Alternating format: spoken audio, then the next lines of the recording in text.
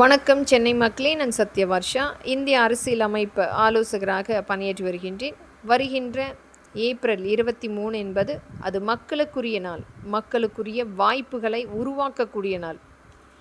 யார் ஒருவர் நமக்காக நின்று களத்தில் உழைத்து கொண்டிருக்கின்றார், யார் வந்தால் முழுமையாக ஆட்சி மாற்றத்துக்குரிய நம்மளுடைய வாழ்வாதாரத்தை மீட்டெடுக்க முடியும், எந்த கட்சி முழுமையாக கடந்த காலகட்டங்களில் நமக்காக துணை நின்றது, நம்மளுடைய மக்களுக்குரிய வாழ்வாதாரத்தை மீட்டெடுத்து நமக்குரிய கட்சியாக யார் நின்றார்கள் என்று மக்கள் கண்டிப்பாக தீர்மானிக்க வேண்டிய ஒரு மிகப்பெரிய நாள்.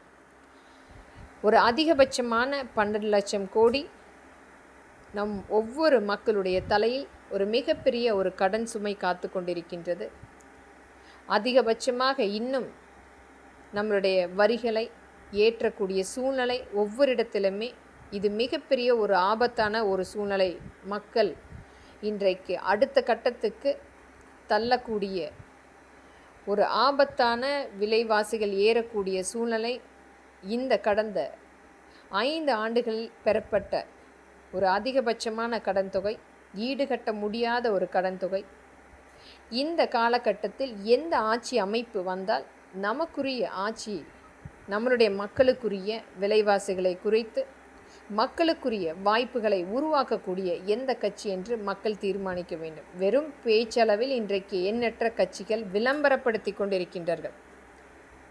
ஆனால் கடந்த காலகட்டங்களில் இதே மாதிரி ஒரு மிகப்பெரிய ஒரு காலகட்டம், ஒரு மிகப்பெரிய மின் துண்டிப்பு என்பது மக்களுக்கு வாழ்வாதாரத்தை முழுமையாக அளித்து கொண்டிருந்த காலகட்டத்தில் நம்மளுடைய மாண்புமிகு புரட்சி தலைவி அம்மா அவருடைய அந்த காலகட்டத்தில் ஆட்சி அமைப்புக்கு வந்ததுக்கு பின்பு முழுமையாக இன்றைக்கு தொடர்ச்சியாக நாம் இந்த மின்வெட்டு இல்லாமல் மிகப்பெரிய அளவில் பேருந்துகள் இயக்கப்படுகின்றது, கார்கள் இயக்கப்படுகின்றது, ஒரு இருசக்கர வாகனம் அனைத்திலுமே நாம் முழுமையாக மின்சாரத்தை பயன்படுத்தி கொண்டிருக்கிறோம். ஆனால் ஒரு காலகட்டத்தில் ஒரு மிகப்பெரிய ஒரு அச்சுறுத்தலான சூழ்நிலை நாம் பார்த்து கொண்டிருந்தோம். அனைத்தையுமே சரி செய்து மக்களுக்கு கொடுத்த அனைத்து வகையான வாக்குறுதிகளையுமே முழுமையாக காப்பாற்றி ஒரு நல்ல ஆட்சி அமைப்பை கொடுத்து சென்றவர் நம்மளுடைய மாண்புமிகு புரட்சி தலைவி அம்மா.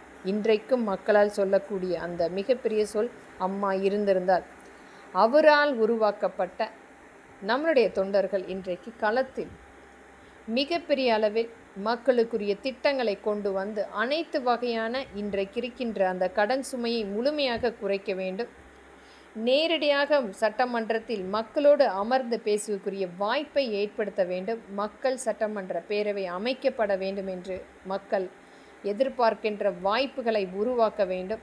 மக்களோடு சேர்ந்து நின்று மக்களுக்குரிய வாய்ப்புகள், அரசாங்கத்துக்குரிய வருமானம் அனைத்துமே ஈட்ட வேண்டும். எந்த விதத்திலுமே அதிகபட்சமான வரியை எடுக்காமல் இதை அனைத்துமே நிர்ணயம் செய்யக்கூடிய ஆட்சி அமைப்பு என்பது அனைத்து இந்திய அண்ணா திராவிட முன்னேற்ற கழகம்தான்.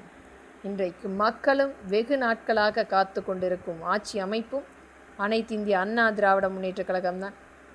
மக்களுக்குரிய பாதுகாப்பு என்பது இன்றைக்கு தமிழ்நாட்டில் குழந்தைகளுக்கும் பெண்களுக்கும் அச்சுறுத்தக்கூடிய வாழ்வாதாரத்தை ஏற்படுத்தி கொண்டிருக்கிறது. அனைத்துமே சரி செய்யக்கூடிய ஆட்சி அமைப்பு அனைத்து இந்திய அண்ணா திராவிட முன்னேற்ற கழகம்தான் என்று நம்பிக்கையோடு இரட்டை இலைக்கு வாக்களியுங்கள் மக்களே. மற்றும் நம்மளுடைய கூட்டணி கட்சிக்கும் நம்பிக்கை கண்டிப்பாக உங்களுக்குரிய அந்த மக்கள் சட்டமன்ற பேரவை அமர்ந்து நம்மளுடைய மாண்புமிகு எடப்பாடியோடைய நேரடி தலைமையில் பேசக்கூடிய வாய்ப்புகள் கண்டிப்பாக வந்து கொடுக்கப்படும். நம்பிக்கையோடு வாக்களிங்கள். நன்றி.